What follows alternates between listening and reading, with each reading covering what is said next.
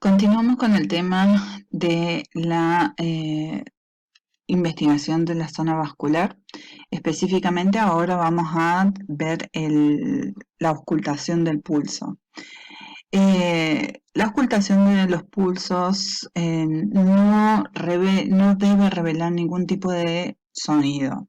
Específicamente, con lo que se suele investigar es con la campana, no con el diafragma, como está ahí en la imagen.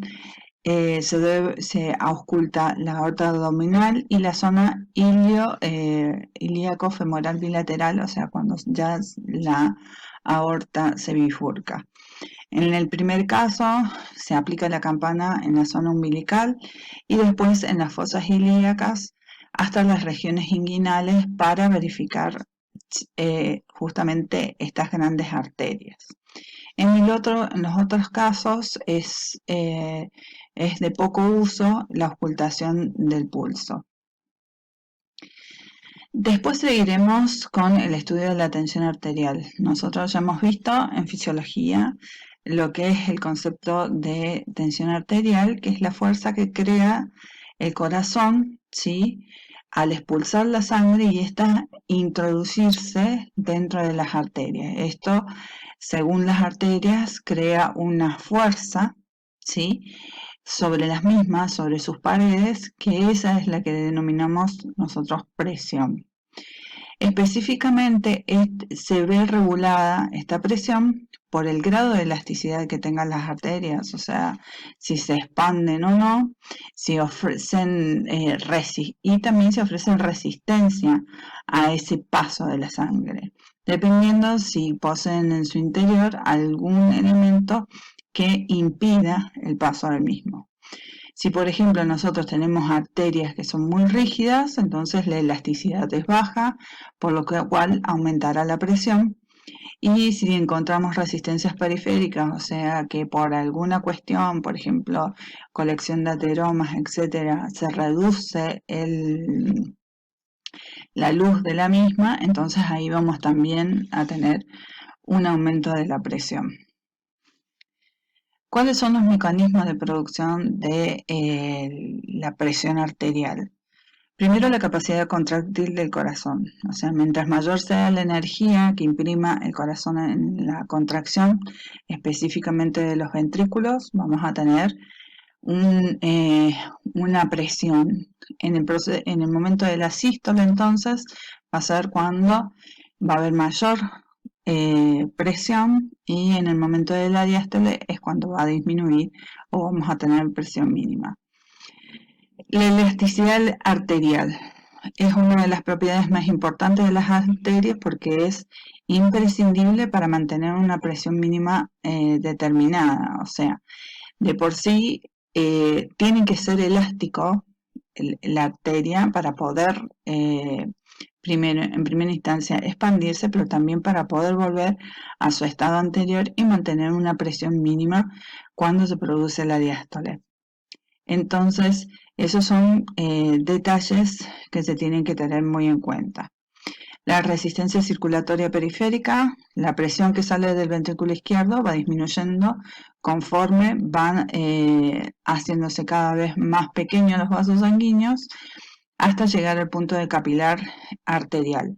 Una vez que este capilar arterial ya se convierte en capilar venoso y ahí empieza a anastomosarse y formar las venas, directamente la presión disminuye completamente. Otro de los factores de la presión arterial es la volemia. La cantidad de sangre determina también si va a ser mayor la presión o menor la presión. Si la volemia se encuentra disminuida, vamos a tener que la presión arterial cae.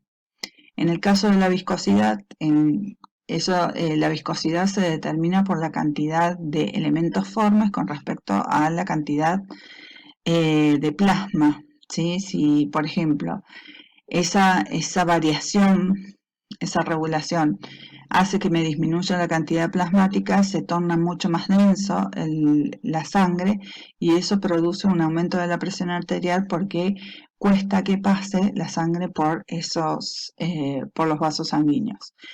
Si, por ejemplo, el plasma aumenta en cantidad y en proporción con respecto a los elementos formes, hay mayor facilidad y la presión disminuye. Otro de los factores es el factor renal, que como consecuencia de algunos trastornos circulatorios renales se activará un complejo fisiopatológico humoral que es renina, angiotensina y aldosterona, que produce el aumento de las resistencias vasculares periféricas, o sea que provoca la estimulación de la capa muscular de las arterias. De esta forma se genera un aumento de la presión arterial, por lo cual hay que tener mucho cuidado con ese detalle. Otros factores son los factores nerviosos, la regulación vegetativa, o sea, tanto la acción del sistema simpático como el parasimpático son los que provocan que aumente o disminuya la presión. Si actúa el simpático en la periferia, o sea, va a producir una constricción de las arterias, ¿sí? Y capilares, determinando de esta forma, al disminuir el continente, un aumento de la tensión arterial. O sea, al cerrarse el vaso sanguíneo, ahí va a aumentar la presión. En el caso del nervio vago, lo que va a producir es una vasodilatación, por lo cual la presión arterial va a disminuir. Otros factores humorales son sustancias químicas que pueden influir en la presión arterial, por ejemplo, un aumento del dióxido de carbono o el ácido láctico. Esos elementos, según sus concentraciones, pueden hacer que aumente o disminuya también la presión arterial. Hay distintos métodos de exploración. Hay métodos directos y métodos indirectos. El más común que nosotros vemos, por ejemplo, en la figura es el método indirecto. El directo consiste en la introducción de un catéter, o sea que es un método invasivo, en arterias ya sea como el humeral o la femoral, ¿sí? Que tienen un buen diámetro y de esa forma se registra a través de un manómetro la presión.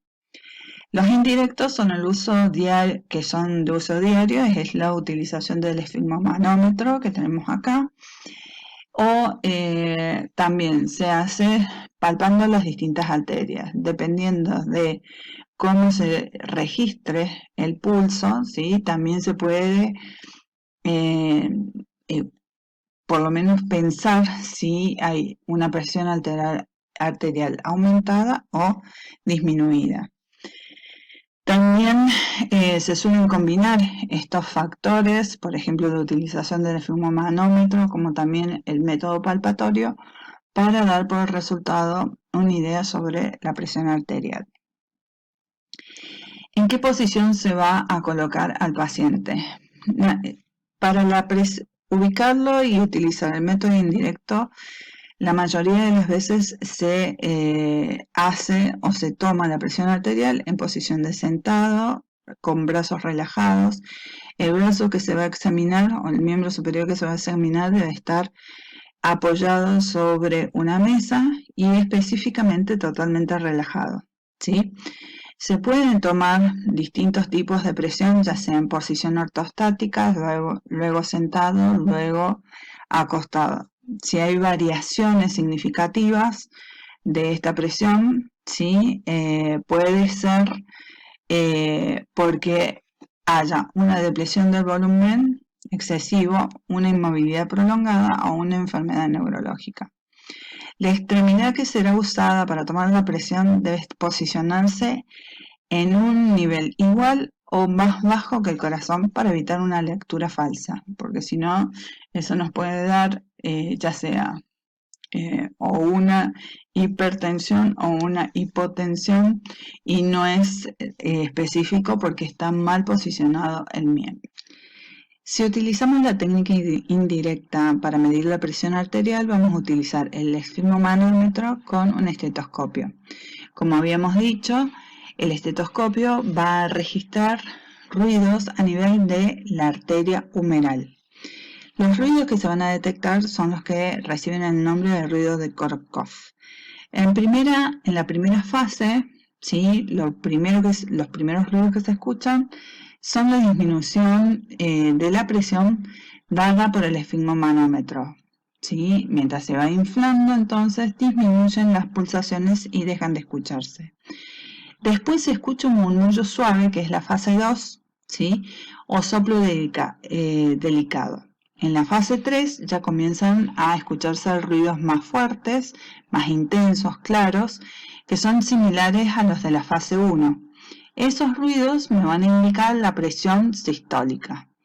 En la fase 4 los sonidos ya son diferentes a los previos, ya que van a ir apagándose progresivamente, hasta llegar a la fase 5, donde el sonido deja de oírse. En ese momento es cuando vuelve a restaurarse el flujo sanguíneo arterial normal y se determina la presión diastólica.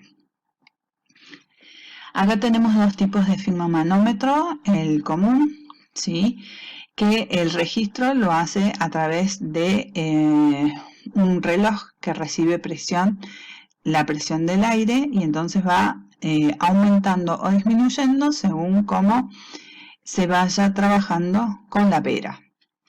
En este caso es uno digital, ¿sí? Que tiene solamente una conexión, que es la pera que insufla, y después automáticamente comienza a desinflarse la manga. La presión arterial normal se considera óptima entre 120 milímetros de mercurio y 80 milímetros de mercurio. El 120 es la presión sistólica y la diastólica vendría a ser 80. La normal, según este cuadro, va sistólica 130 y 85, aunque en la actualidad se ha corrido ese valor a 140-90, o sea, 140 milímetros de mercurio como presión sistólica y diastólica 90. Otro de los factores que vamos a tener en cuenta es el sistema periférico venoso, ¿sí? El sistema venoso comprende la exploración del pulso venoso yugular, que es uno de los más importantes porque el resto no posee una presión exacerbada, la existencia o no de ingurgitación yugular y el reflujo hepatoyugular. También lo que se suele observar a simple vista son las dilataciones venosas en miembros inferiores, a las cuales llamamos microvarices, varices y vivícides, o también telangiectasias. También se ve la circulación colateral, como en casos específicos de la exploración venosa central. Todo esto que nosotros podemos ver acá en las figuras son dilataciones dadas sobre todo en miembros inferiores de las venas, dadas por que las válvulas que poseen en la parte interna, de las cuales ya hemos estado hablando cuando hicimos el recuento anatómico, se vencen y dejan que la sangre fluya nuevamente hacia abajo. Entonces, en un flujo normal, el cierre de las válvulas no permite ese reflujo y entonces la vena no se nota. En cambio, en el caso de una vena varicosa, estas válvulas no cierran y por ende vuelve la sangre y se produce, entonces es evidente el cambio de volumen de la vena.